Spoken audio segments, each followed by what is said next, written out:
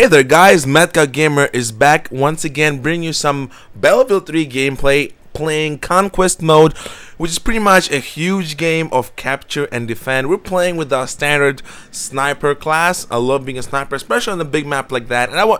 You know what? Probably one of the best game types created ever. Big map, a lot of versatility, and pretty much an objective gameplay that requires teamwork. Now granted, once again, I'm a lone wolf, so to me teamwork is pretty much an extra something to worry about in the future, but as of now I am playing alone and I'm sort of a lone player, and being a sniper class is probably the best thing I can do. We are using a sniper rifle, which is a Russian SVD, or not many people know it translates into Snajperska Vintovka Dragonova, which means a sniper rifle of Dragonov, or simply Dragonov. I have red dot on it, well, laser sight. Not something I would use on a sniper rifle, since once again it's a long range weapon, and red dot and laser sights are more for like close range weapons, and to be honest it gives off your position, especially when you look through a scope looking for other snipers. It's really obvious where you're gonna be hiding. But probably the problem with people in this game is that the map is big and nobody really wanted to let me a vehicle. Yes, in the beginning I skipped a tank, but I really did not think taking a tank would be a wise decision for me right now, since I am playing as a sniper and my primary strength in being hidden, rather than all of a sudden run out of a tank when its health is low. Since I am a sniper, I will try and hide myself the best possible and pretty much wait out for a target. This is how you play a sniper. You're not supposed to be on the front lines. You're supposed to stay in the back on an elevation so you can easily snipe people. This is a not a bolt action rifle. This is a how should I say it? A single shot semi-automatic sniper rifle. So as long as you push the triggers, you will get kills and the rounds will fly out of the bullet hole, or as you people like calling it, a barrel. So not particularly fast game either, as opposed to Modern Warfare games and Call of Duty games. Reason why I bring out Modern Warfare, because out of all Call of Duty games, Modern Warfare and Black Ops obviously are the fastest paced games I've ever get the chance to play. I don't think there is a game that is any faster than Call of Duty games in a shooting genre. So once again, the purpose of Conquest mode is to capture the points and hold them, and the team who holds the most points the most often loses less tickets, and the team which gets to 0 tickets first loses. So pretty standard way of playing a game. This map, was the first time I played on the map. A little stuttering right there, because you know, you would be surprised how hard it is to switch from Call of Duty to some other shooter, when in Call of Duty you can always talk about what you're doing because it's fast paced, and oh, I'm going here, I'm going there, I'm gonna do this, I'm gonna do that. Well, other genres, in terms of other games, even genres, other games and genres, even first person shooters, it's really hard because it's slower and requires much, like 1 shot, 2 shot, 3 shot, 4 shot. So you can spare as much ammunition as you want, as long as you can get a kill, as opposed to the bolt action rifle, which you guys saw in my later videos, where I pretty much headshot after headshot. In here, I'm really not as sure about the power of the rifle to try and go for a headshot. So I'm much rather do 4 or 5 body shots, even though it takes only 2, and get a kill that way, rather than waste time, try to get myself in alignment and get that coveted headshot. The games also last much longer in Battlefield 3 than they do in Call of Duty. If let's just take Team Deathmatch for example, even though my previous Team Deathmatch commentary was pretty fast, usually they last much longer, as opposed to Call of Duty, where they can last 4, 5 minutes, 6 minutes, 7 minutes at most, and if you have a very bad team. That's in the core mode. Hardcore is completely different, especially when you're playing free-for-all. Trying to get a kill on that helicopter, but not really doing that well, because you really could get kills in bad company too with the sniper rifle while shooting at a helicopter. I don't think it's really possible in this game. As you can see, I was trying to get a shot on that guy. I thought it was a guy, but I'm pretty sure it was a turret of a APC or a BTR, whatever vehicle that was. I really am not that good flying helicopters. I try my best to stay away from them. I'd rather let people who know how to fly them do the job, because I crash these things in a matter of seconds. So for now we're doing pretty good. We're controlling most of the points, 2 out of 3 points. As you can see, our score is 236 to 188. So that's self-explanatory as to who's winning right now. The best addition to the game, as opposed to Bad Company 2, is that certain things cannot be broken with a knife, because in Bad Company 2 you could break a lot of things with a knife, which was outrageous. You can break doors, which was just plain freaky and just funny. But you know, you can break fences here as well, but for the most part it's much more balanced in terms of destructibility. What I find very strange is that people do not take advantage of the destructibility of the game, because everything in the game is destructible. Buildings can be completely destroyed. Certain set pieces like crates, something that provide hard cover, and something that looks steel-like, for example, like the roofs, not roofs, but those crates you see in front, those cannot be broken. Certain set pieces like the train carts cannot be broken, but like these buildings, they can be brought down with proper shots. As you can see, got killed by a guy who was camping in the back. The absence of radar, in terms of active radar like UAVs and stuff, it's very good addition. Granted, of course, you can have something that would be used like a UAV, like a drone, or your ally spotting an enemy, which is a very useful tool. But as far as it goes, like plain map, nothing really happens unless you spot an enemy or your ally does, which is a good addition because you can be very stealthy in this game.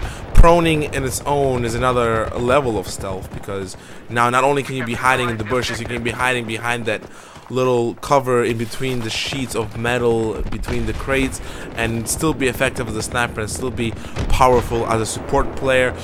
There's so much things you can use within the game. You can use mines, claymores. Obviously everything is limited to a certain amount of usages or a certain amount of ammunition you have, but you can always come and pick up somebody else's ammunition. Trying to get a kill on that guy. Finally got a kill. As you can see, it took me 3 shots this time around. Proning, as you can see, the faster the better. You wait till the guy to come around the corner, and then there you go, and then you turn around and boom, boom, boom, boom, boom. There you go, you got killed. Took only 2 shots with the pistol, so the realism in this game is obviously present. As I said, sometimes 1 shot is enough to get a kill. You get it in the right spot, the guy will be dead. This is my tank. Addition from the previous games, just so I'll be clear, you can disable vehicles now, so they can stop, they can be used poorly. Probably die right now because I really wasn't sure what the opponent's gonna do. I thought he was gonna go there, so I tried aiming, and there you go. Wasn't fast enough pulling my trigger, and he actually killed me with his Scar H. Probably one of the best classes, as I pointed out previously. Is indeed an engineer. Not only do you have a rather powerful carbine with 20 rounds of ammunition or so, you also get 6 or 7 rounds of rocket launcher ammunition on top of that. Oh, that was a bad spawn. How do you just that's just horrible. So back to my prior point, you get like 6 or 7 shots with a grenade launcher if you have a perk or one of those items that you see right now in front of you, which will give you extra ammunition for a rocket launcher. And it's a pretty powerful tool. Not only is it a very nice anti-infantry weapon, it also can be used against tanks, helicopters. If you get a Stinger missile launcher, those jets are gonna go down easier than I don't know, a pigeon gets shot by a 50 caliber rifle. Oh. I love the fact that they brought back the heavy usage of helicopters and heavy usage of jet planes. It probably adds another level of skill usage and another level of interaction within the game. I would definitely suggest to get acquainted with it first rather than jumping in right off the bat. Campaign does a poor job at explaining this. Campaign has both tank and the helicopter. There's not even one helicopter mission in the game, but I will tell you that the mission with airplanes is by far the worst one, because all you do is it's a ride along. All you do is just shoot enemies and lock onto them. Not a very good way of helping out a new player to understand how to properly use a jet plane. I myself still have problems using it. Nice skill right there. I still have problems with using a jet plane because I simply do not know the controls. I don't know how to switch weapons, even if I can. The rockets, are there only a minigun up front? Can I deploy flares or not? All these questions are answered by the campaign. because doesn't transition you to multiplayer very effectively. Got killed by MK11 mod 0. Very good sniper rifle. But you see what this guy did? He does a mistake. Now, I know he's on the roof somewhere. I know he's somewhere in the vicinity of that flag. So my job will be right now is to find him.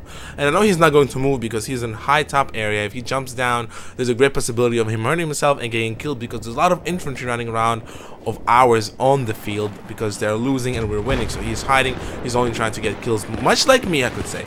So as you can see now, I'm looking at the rooftops trying to find him, and I'm failing miserably because I just can't see him. See an enemy vehicle running around, see a guy and trying to get a kill on him. He ran away, got a kill on that guy. He kind of jumped up. I thought I'm gonna get a kill him because he seemed like he was in pain. Like you can tell if a opponent is hurt by the way they move and jitteriness of the player. So I thought I'm gonna get a kill on him. A little glitch right there. So there I am looking at the roofs once again, because I really do not want to be taken by surprise by the sniper once again.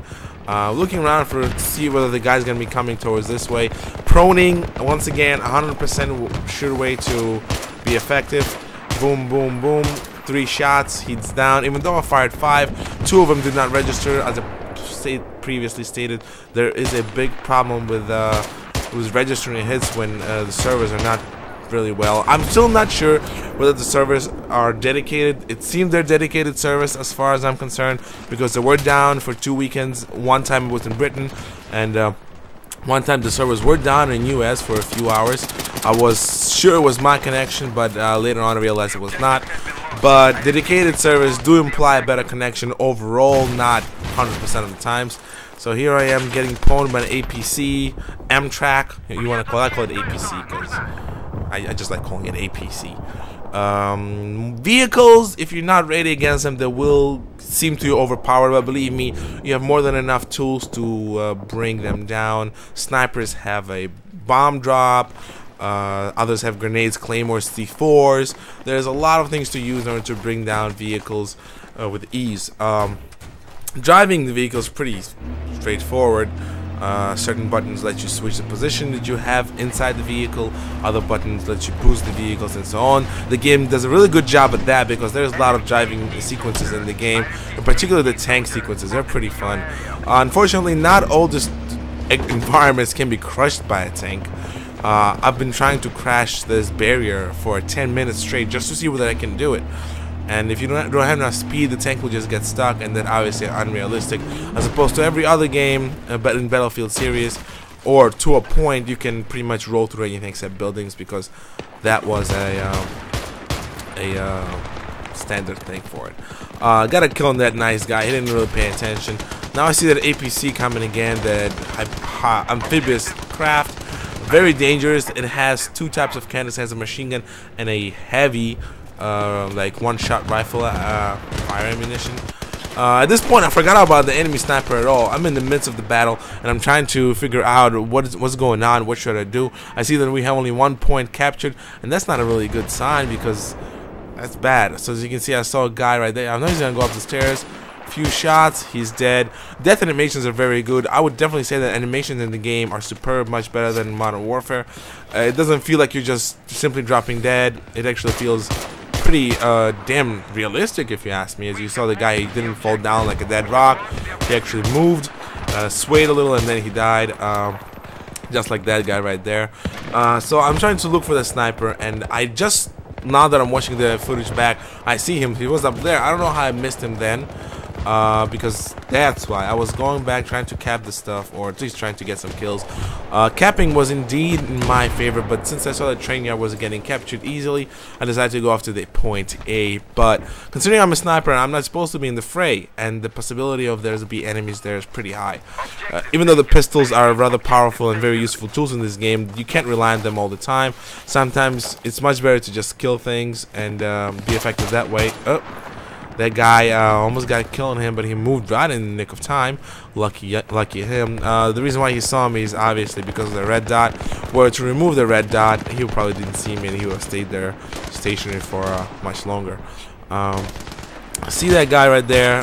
Once again, he's taking out his rocket launcher, trying to get kills. Luckily, my tank comes around for support. See, that's what I'm talking about. Little niche. There's a high possibility that a machine gunner or another sniper will not see you there, and that's a good effective tool for you to get kills. Unfortunately, the APC did notice me, so I'm trying to run away as far as possible because the grenades and rockets flying around, that's not a really good way for a sniper to be. When I play as a sniper, my main concern is obviously other snipers.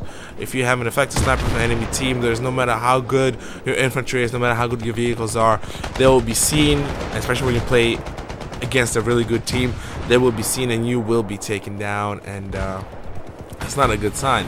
So there I go, I see a guy and boom, boom, headshot. There you go. Took 3 shots, even though the headshot that I did originally was enough. I really do not like letting people capture the points, so that's my answer to that. Cap it back, cap it back.